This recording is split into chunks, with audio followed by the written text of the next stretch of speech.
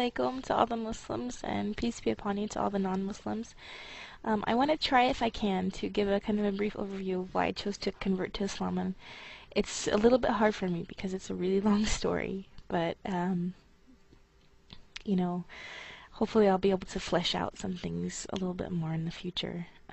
But just a little bit about my background. I was raised in the Western United States, and I was raised in a very conservative LDS Mormon family. Not conservative in the practice of their religion, but conservative politically.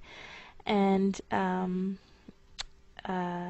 you know, those things were all very important to me. I was very politically aware, very religiously aware. I defended my religion to people. I would discuss it with other people that were not of my faith. I like to talk about things and ideas.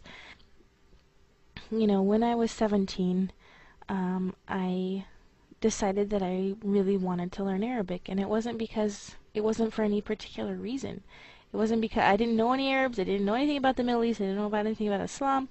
I think that I had a Spanish teacher who told us some of the words in Spanish, what their roots were and how they came from Arabic, and a little bit about the fact that, you know, the Arabs had occupied Spain, and so I started to become more interested in that, and I went to the bookstore and I bought a book to learn the Arabic alphabet, and I bought a Quran.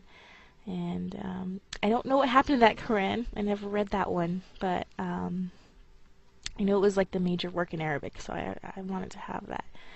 And so I started learning the alphabet about the same time that I was approached by a recruiter from the military. And he told me that I could be a linguist, and I said, can I be an Arabic linguist? I ended up joining the military. That was the first time that I met any Arabs. They were my teachers, and they were incredibly well-educated and articulate people, and I came to love them a great deal.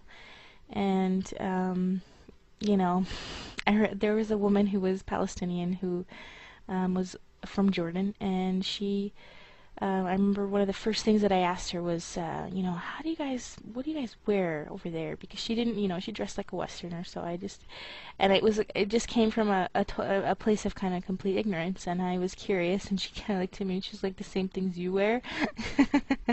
But, so that was a good experience for me.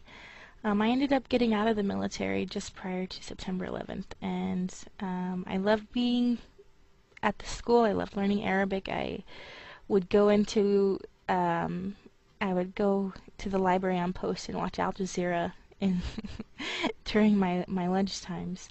I loved it so much, but I didn't like being in the military. I hated being in the military. But also, it's important to note at that time, that's when I came to the conclusion that I didn't believe in my religion anymore that I had been raised in. And there were a lot of reasons for that, and I hope to go into that a little bit more in the future.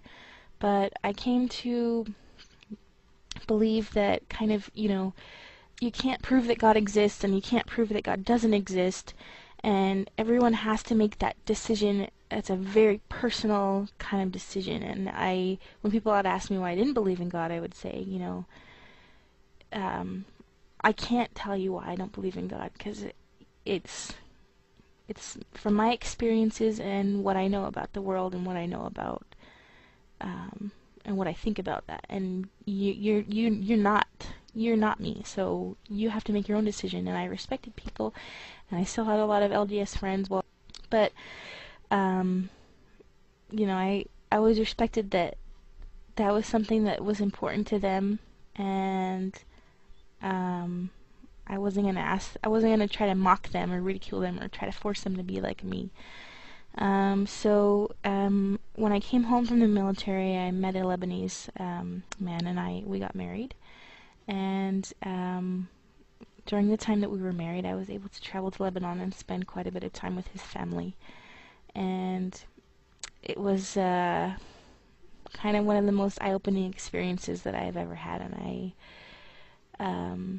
you know, I came with a lot of ignorant baggage. You know, by that time, I was really interested in the Middle East. I loved watching documentaries about Israel, Palestine. I loved reading books about Lebanon. I wanted to know the history of Lebanon. I wanted to know everything that there was to know about it. I wanted to know. I was intensely curious about it. So I had come to really kind of take a side, if you will, in that conflict.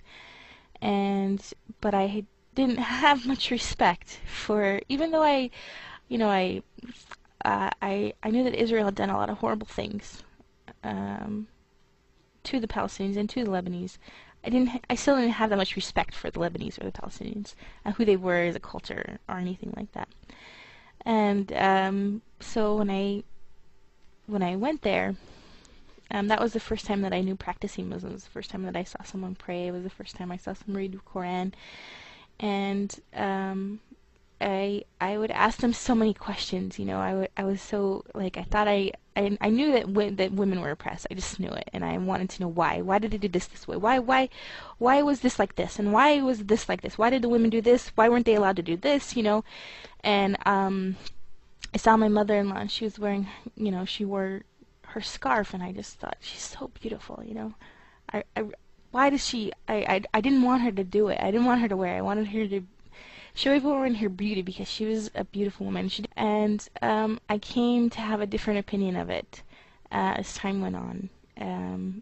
I loved to watch her put it on because it was so important to her, so clean, so smooth. Like it was a beautiful thing, and it meant a lot to her. It was a big part of her identity. And by the time I came back, I was used to seeing women dress like that. And you know, a lot of women don't wear hijab in Lebanon, but you know, I just got used to seeing women dressed more conservatively, and it was kind of a shock to me, all the skin, when I came home. Not that Lebanese don't do that, because they do, trust me, but anyway. But I told my ex-husband when I came home that I kind of wanted to convert to Islam, or I wanted to know more about it. And he said, no, you don't. It's too hard. And he told me a couple of things. He's like, you have to do this, and you gotta do this. It's so hard, you know? Like, you just don't want to do that. So I kind of just forgot it for the time being. And, you know, after we divorced and I moved to live with my family, that's the first time that I started to study Islam, and I started to look into it, and I came to realize that it was such a beautiful religion, so full of logic, so full of joy, and it had the balance, you know. It made sense, and it was deeply spiritual as well. And because I had tried to be a moral person. I believed in morality before I was Muslim, but it was extremely difficult for me. I was not a good person. Not because I didn't want to, or because I didn't try, but just because I didn't know how to be. And, you know, I hope I'll talk about it more in the future, but the extent to which I follow the teachings of Islam is the extent to which I'm happy, is the extent to which I have joy, and it's the extent to which I'm a good person. And I don't know if non-Muslims understand that at this point, and I hope to be able to talk about it more in the future, God willing.